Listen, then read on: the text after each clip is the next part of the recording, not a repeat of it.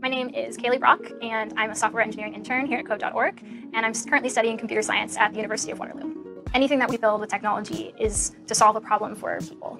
And so if people don't want to use what you build because it doesn't look good or it's not designed to be able to be easily used, then why bother? Because they're just not going to use it. So for me, design is always an integral part of every project that I work on.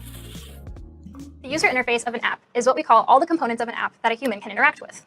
Laying out and designing what the screen looks like, deciding what kinds of things a user can do, like click a button, enter text, swipe to a different screen, all of these are aspects of user interface design. We've seen you can add elements to your app like buttons, text labels, and images with JavaScript code. But we've also seen that the process of adding elements to the screen, positioning, styling them, is a bit labor intensive and difficult to see without running the program. It also fills up your app with code that's not really related to its core functionality. Fortunately, AppLab has a feature called Design Mode, a design tool that lets you quickly and easily design your user interface. You should know that apps made in AppLab are actually web pages, whose visual elements are made with HTML and CSS that are controlled by JavaScript. HTML stands for Hypertext Markup Language and tells the browser about the main visual components of the web page.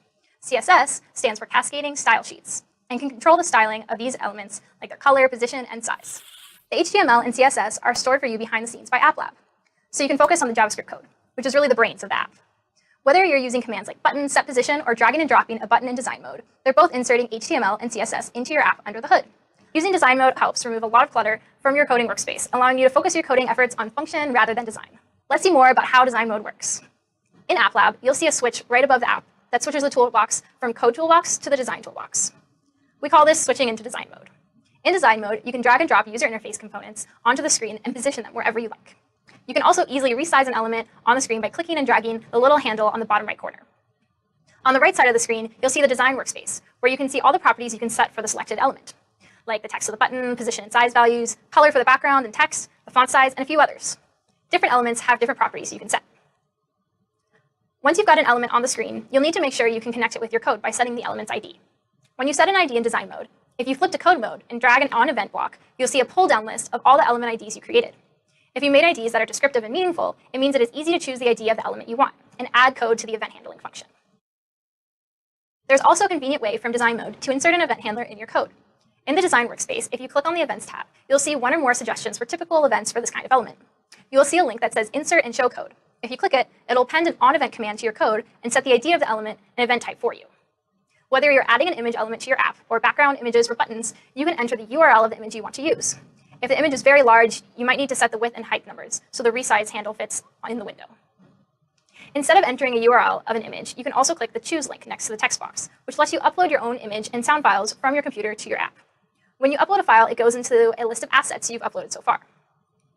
Once it's uploaded, you can choose that file. Lastly, you should know the screen itself is an element of your app. You can set the background color or background image for the screen.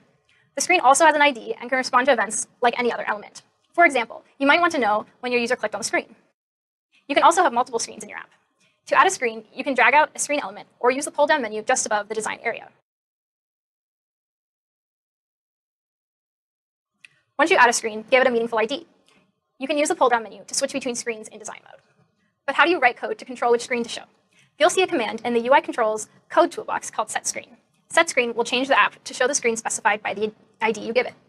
When you drag the setScreen command out into the workspace, its ID field will show a pull-down menu of all the screens you've added to your app. Now you can change the screen in response to some event. Using design mode in AppLab is your gateway to quickly and easily making nice-looking apps. You can add elements to your app, upload files like images and sounds, even add multiple screens.